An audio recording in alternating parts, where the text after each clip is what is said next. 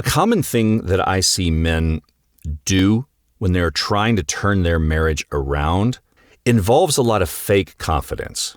Now, I'm all for fake it till you make it, but this is something that she can sense and she smells it from a mile away. So the idea of how to stop being invisible in your marriage is secure communication, saying what you want instead of fake confidence or begging. Welcome back to the Secure Husband Podcast. Bruce Abbott, certified professional coach, founder of SecureHusband.com. There's a big difference between saying this matters to me and desperately trying to convince your wife that it should matter to her. And I promise you, your wife can feel the difference. So when we're talking about becoming visible again in our marriage, I talked last time about being small. Bruce, if I'm supposed to stop becoming small, doesn't that mean I need to start telling my wife what I want? Yes, absolutely. But how you communicate what you want matters. When I first started this journey, I was heavy into the red pill. If you're not familiar with that is, you can look it up. It reminds me a lot of this act of machismo, alpha, I don't care about you, I don't care about your feelings, create a sense of dread, it's my way or the highway. If you don't like how I am, then I've got other women waiting in line. And it's so funny because you hear this in a lot of guys where it's like, well, yeah, I had the opportunity to cheat. Oh yeah, really? What was that opportunity? Well, there was this girl in line at the Starbucks. She turned and said hi to me and was, she smiled at me. Wow, boy, that was dangerous. It's a performance. It's an act. And your wife smells it because what happens is you try to put this extreme version of yourself out there in an effort to become visible again because you've gone from walking on eggshells and over-accommodating and people-pleasing, and you learn about boundaries or attachment or becoming secure, whatever. And maybe you do start to understand your value and your self-worth. I believe that what happens is you're trying to fake your value and fake your self-worth, believing that, okay, I'm setting a boundary, I'm not tolerating this anymore. And then all of a sudden, here's this confident but yet desperate macho act in your language and your behaviors. But underneath it is still the same terrified guy. It's not secure. It's an act done from insecurities. It's a performance because you're doing this, and at the same time you are watching like a hawk to see what your wife's reaction is, to see if it's working. That's not security. Or you flip to the other side and you beg, please, honey, just tell me what I need to do. Why won't you love me? I'll change. I promise. I'll do better. Just give me a chance. If you just tell me what you need, I'll do it. And you could be pounding your chest on one side and then practically on your knees begging on the other side, but emotionally you're doing the exact same thing. Both of those are trying to control her response. Being secure and communicating securely is not an act, and it certainly is not begging. Go back to the last podcast. It's about being able to tell the truth without needing a certain outcome or a particular answer. One is referred to as the alpha male, and the other was referred to as the beta male. No, we want the secure male because you could take all three of those. Okay, let's look at it from the bedroom perspective. You have three versions. You have this alpha guy who's putting on an act, the beta guy who's a doormat, and then the secure person. Let's say you guys have been together, you've been married for, 15, 20 years. Sex, incredibly infrequent. Affection, no. Okay, so you have a man that's hurting. He feels rejected. He misses his wife. And let's just call it, let's get rid of the shame around this right now. He wants sex with his wife. He wants to feel wanted by his wife. That's not automatically needy. It's not entitlement. It's not automatically insecure. That's being honest. I want to feel wanted. The question is, what do you do with that desire? Let's look at husband number one, okay? So he's holding this in for months. And then finally one night, he cannot take it anymore. They're in bed, the lights are off, and he's like, we need to talk. At 11:45 at night, you already know this is not going to go well. You guys have to get up early the next morning. And she's like, oh, what about what now? You know what? We need to talk about us.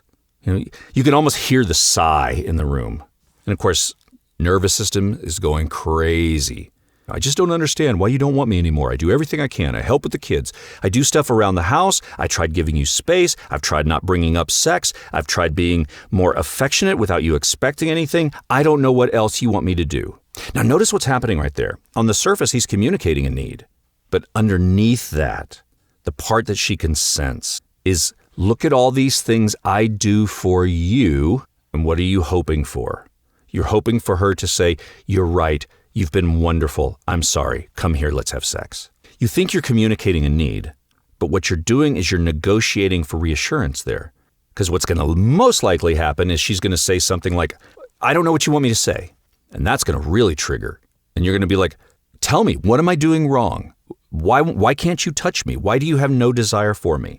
What am I doing wrong? And what is the answer that you'll get? Nothing. Well, then why don't you ever want me? I don't know. Well, there's got to be a reason. I said I don't know. That is very common with dismissive avoidance. You try to figure out what's at the cause of everything. I don't know. Do we have to have this conversation now? You see how there's wounds on both sides. You're approaching it from insecurities. She's deflecting it from insecurities. When you're like, are you attracted to me?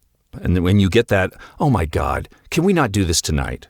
And now you're just crushed. You were just angry and sad and lonely before. Now you are incredibly frustrated. And what usually happens? You're like, fine, forget it. You roll over and sigh, or maybe you yank the covers off, or maybe you go into the other room and go sleep on the couch, or go out and slam the door, or go out and get in the car and drive around. Next morning's incredibly awkward, very uncomfortable. See, you started the conversation trying to create connection, okay? And it ended up punishing her because she couldn't give you the answer that you needed. And so what ends up happening is when that doesn't work over time, you start learning how to put forward this act. You want the affection, you want the attention, she rejects it, and then you start going down this path of, well, fine, I'll go find somebody who does. And then you start trying to create this sense of dread, that alpha male kind of a thing, this performance of, I've got all kind of women lined up. If you don't want this, I bet you she does, and she does. That ends up being a very needy form of communication. She smells that it's not true, it's performance, and it's really needy because you're putting on an act because your emotional stability depended on getting that response. So the beta guy does the first part of that, basically the begging, okay? And then the alpha guy, the fake confidence guy, he's been listening to videos and podcasts on masculine energy. He's decided that he's done being needy, so he's going to walk in there. I tried this, and I can tell you it does not end well. Babe, I need to tell you something. Okay? I'm done accepting a sexless marriage. I'm a high-value man. Physical intimacy is one of my non-negotiables. I'm not going to chase you anymore. You can either meet me in this marriage or you can't. Now, that sounds confident. You're probably sitting there going, what's wrong with saying that? It's because you said it to get a reaction. You may have been saying the truth, but you're saying it because you want her to react. You're watching her. How did that land? Is she scared? Is she suddenly going to realize that she's going to lose me? And what usually happens in those situations is sometimes the wife will go, okay, what do you mean okay? And then you just keep going. Well, I'm serious. She's like, okay, I heard you. No, babe, I don't think you understand. Well, no, I understand. See, now you're getting rattled. The performance, that speech was supposed to produce something, fear, dread. Hopefully it was going to create attraction and respect and make her want you tonight, desire you. And she's like, okay. That response that didn't go what you thought that response is going to destroy the fake confidence because you were putting on a performance looking for a response. See, real confidence doesn't do that. If you're being performative, you're trying to give her this impression that, look how little I need you. Being secure says, I can love you deeply, and I do need you. I want you, but I can do that without abandoning myself. And those two things are not the same at all. That's why there's a lot of bad advice out there for husbands that are lonely and hurt. There's a lot of stuff I've listened to over the years that basically teaches men to become strategically unavailable. And this idea of hypergamy, that she's going to always be looking for another better option. For a certain type of woman, I think that there is some of that. But I'm going to say that that is usually women in their dating phase, in their 20s. Hypergamy is not something that you're going to find very much a mother of 3 in her 50s. But it teaches men to play this game. Don't text her. Now, granted, there's something about being needy and over-texting. Okay, so understand the difference there. Don't compliment her. Don't initiate. Go get ripped. Buy better clothes. Act like you don't care. Make her wonder what you're doing. Mystery. Some mystery is okay, but remember, we talk about emotional trust and emotional safety. If you leave the house at midnight because you're upset because you didn't get sex, she's not going to be sitting there wanting you to come back so that she can make love to you like she's going to lose you. No, she's going to be afraid. She doesn't know what you're going to do, what your reaction is. That's how emotional trust and emotional safety gets ruptured. This idea of I'm going to make her feel like she's going to lose me. You're continuing to make your entire life revolve around your wife's emotional availability. Yeah, I'm going to go get in shape. That's great. Get in shape because you want to get in shape. But if you're going to the gym because you're going to hope that she notices your shoulders and suddenly panic that another woman might want you, that's chasing. That's not going to the gym for the right reason. If you leave the house hoping that she's going to ask and beg and where are you going, that's performance. Now, if you stop blowing up her phone because you've realized that constant reassurance seeking is not healthy, that's okay.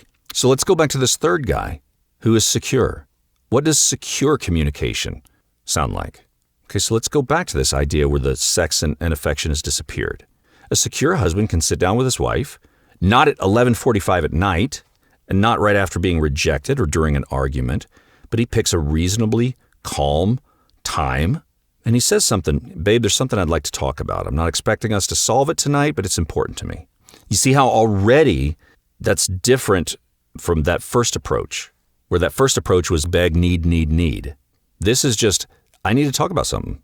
Okay, and you're not apologizing for bringing it up. Babe, I miss being close to you.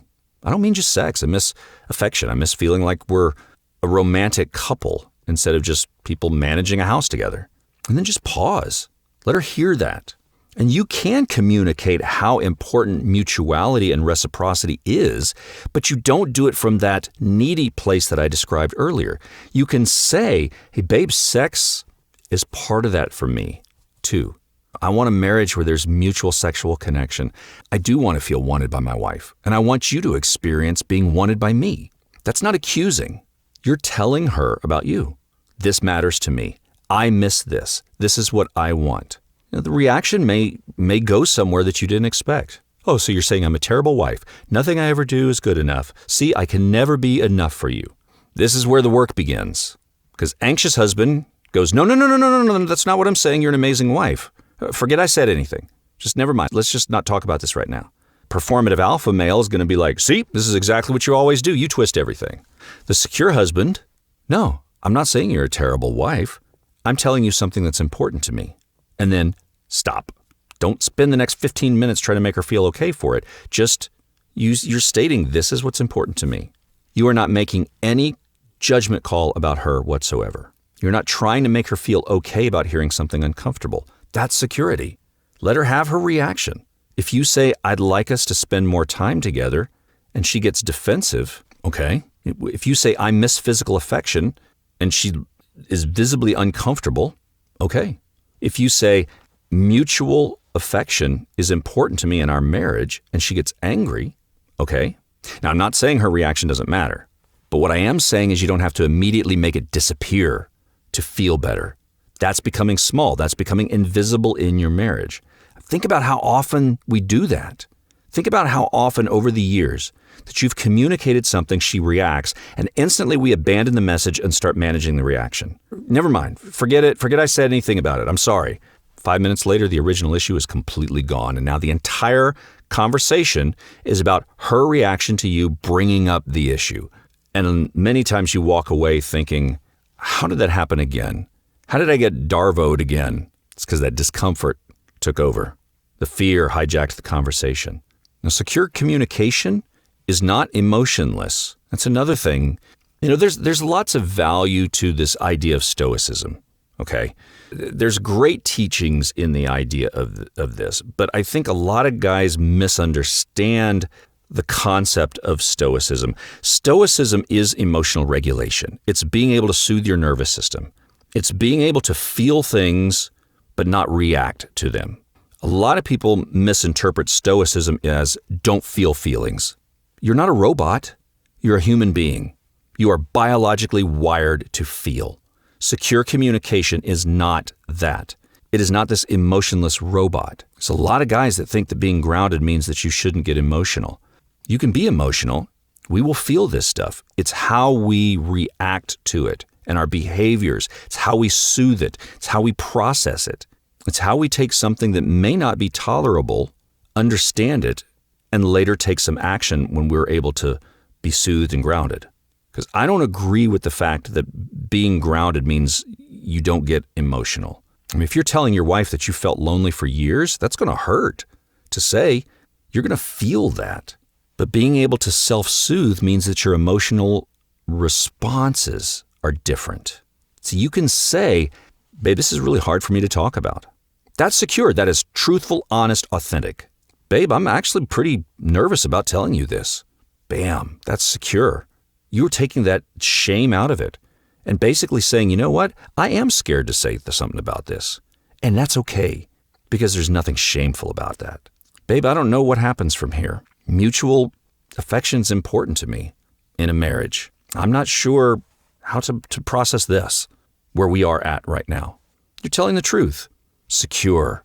See, what happens there is the emotions don't get so overwhelming that you start demanding things. And now you're trying to fix. Look how much I'm hurting. Now you have to fix it. That's the difference. That's where secure communication comes in. You invite her to help fix it. This is why I always talk about the outcome independence, because you might talk about this stuff.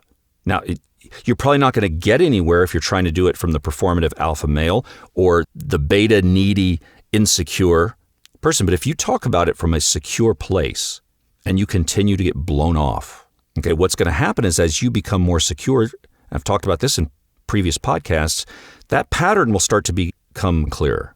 And then from there, you're able to get a more grounded perspective of where the marriage is going and get clarity. You are not going to get that clarity when you're still performing or chasing. And sometimes she may say no to stuff. And that's what I talked about last time, being small. The real issue sometimes is communicating what you want isn't the hard part, it's handling the answer that comes back.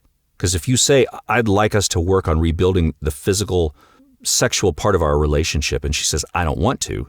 There's a podcast I did last month with the coaching client whose wife was like, I don't want sex anymore with you, deal with it. I mean, when she says something like that, then what? This is why the fake confidence and the begging, they're attempts to manipulate that moment, and they're not going to work. Because your performance is going to try to make it look like it doesn't hurt, and then begging tries to change her mind. Neither one of those is secure. Security doesn't do either one of those. Security says, okay, I heard you. And then you feel what you feel. And maybe, yes, that's going to be painful. Yeah, maybe it breaks your heart. But then you ask, what does this information mean for me? That's where boundaries eventually come in. You can't make somebody desire you, but a boundary is what you will do with the reality that you've been given. I respect, babe, that you don't want something that you don't want. I also need to be honest that a permanently sexless marriage isn't something I want for my life.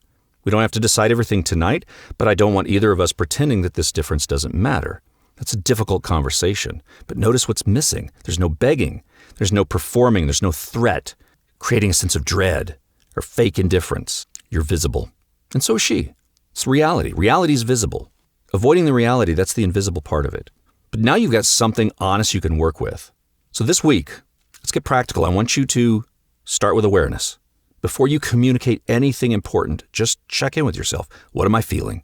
Fear, anger, resentment, panic, loneliness, frustration, desperation? Put a name to it. Am I about to talk to her because I genuinely want to communicate or because I desperately need reassurance right now? That's an important distinction. Sometimes that most secure decision is, I'm too activated to have this conversation tonight. That's not avoidance right there. That's regulating. Context matters. Talked about this last time. Maybe this is not a good time. And then choose. Am I willing to approach this from love? Love for myself? Not in a selfish, narcissistic way, but a healthy sense of self-love? Am I willing to approach this from that place and truth instead of fear? It's no guarantee you're going to feel calm. Your nervous system is probably going to be going crazy inside. That's why soothing your nervous system is so important. Go back to that podcast series on the nervous system. It runs the show, but it means you're choosing your intention. I'm going to communicate honestly. I'm not going to manipulate. I'm not going to try to be something I'm not in a performance, but I'm not going to beg. That's that inner child inside of you who's scared. That's that scared part of you that learned early on. That caregiver is going to reject me. They're going to leave. They're going to hold affection from me and withhold love. And that's the scared part that you're expecting from your wife. She's going to reject me. She's going to leave. She's going to think I'm pathetic. You can do this. You can tell yourself, hey, little guy inside, I know this is scary, but we will be okay telling the truth. And then take that divine guidance. Get quiet. Pray. Meditate. Whatever your belief system is. Journaling. What is loving here? What is the next loving action I can take towards me and towards her? Again, the idea is you want to love yourself so much that it overflows. It's not how do I get what I want? It's what's honest, what's courageous. What is loving to me? It depends on the situation. Sometimes love is going to say, okay, you need to wait, or you need to speak up, or maybe you do need to apologize. Maybe it was something out of line, or maybe it says it's time to set a boundary. That loving action, you will actually then do something at that point. Have a conversation, make the invitation, say what you want, set the boundary, whatever is necessary for that particular circumstance.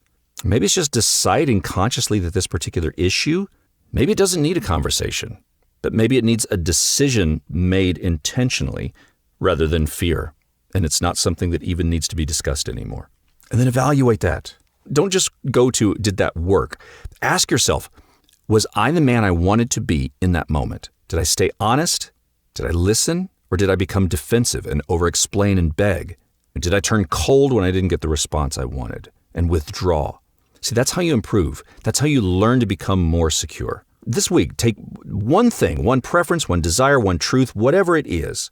Keep it small and practice it. It could be something as simple as, I want to eat at this restaurant tonight. Or it could be like, I'd love to spend some time together Saturday night because the kids are off at grandma's. It could be a truth. Babe, I really felt hurt by what happened yesterday. And then just notice. Watch yourself, not her, yourself. And then notice the temptation to over-explain. Notice whether you're reading the room, you're watching her face for approval. Especially what happens if she looks uncomfortable. Notice whether you immediately soften or backtrack. Be aware. Notice if you become cold and withdrawn. If she says no, when you sulk or go and slam doors or whatever, that's your work for this week. So just ask yourself, am I communicating to be known or am I communicating to control the response? That's what secure communication is all about, being known. I hope that helps. Hey, hit subscribe. If this is your first time checking out the Secure Husband podcast, if you're a regular listener, would you give me a review on Apple Podcasts and Spotify? Share this episode. And I invite you to visit securehusband.com. Sign up for that free consultation for 30 minutes about one-on-one coaching. See if in your situation, if it's something that could be helpful. And if one-on-one coaching is not something that you could do right now, I encourage you to visit securehusband.com/resources. I've got some low-cost, self-guided courses there. There's like 4 hours of video in each one of them and a sizable PDF workbook that I think can really be helpful for you if one-on-one coaching is not an option. I'm working on more of those. Coming this fall, I'll have a few more courses up for different areas where I focus in. But I encourage you, check out those resources, securehusband.com/resources. And I'll see you on the next Secure Husband podcast. Thanks for listening.